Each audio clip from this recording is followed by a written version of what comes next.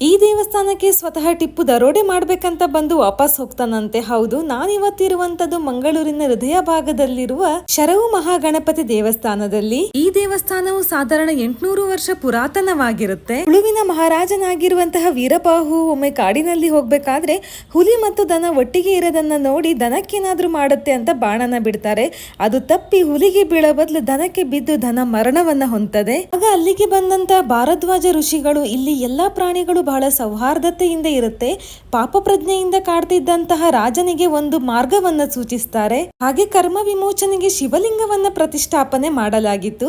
ಹಾಗೆ ಮುಂದೆ ಈ ದೇವಸ್ಥಾನಕ್ಕೆ ಸರವೇಶ್ವರ ಎಂದು ಹೆಸರು ಬಂತು. ಹಾಗೆ ಕೆಲ ವರ್ಷಗಳ ನಂತರ ದಕ್ಷಿಣಾಭಿಮುಖವಾಗಿ ಗಣಪತಿಯು ಸಿದ್ಧಿಲಕ್ಷ್ಮಿಯೊಂದಿಗೆ ಉದ್ಭವವಾಗ್ತಾನೆ.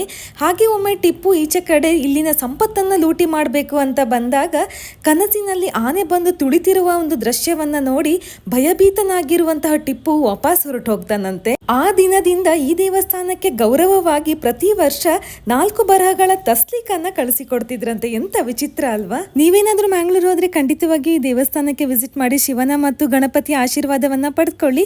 ಇಂಥದೇ ಇಂಟ್ರೆಸ್ಟಿಂಗ್ ವಿಡಿಯೋಗೋಸ್ಕರ ನನ್ನ ಚಾನಲ್ನ ತಪ್ಪದೆ ಫಾಲೋ ಮಾಡಿ, ಲೈಕ್ ಮಾಡಿ, ಆದಷ್ಟು ಶೇರ್ ಮಾಡಿ. Thank you.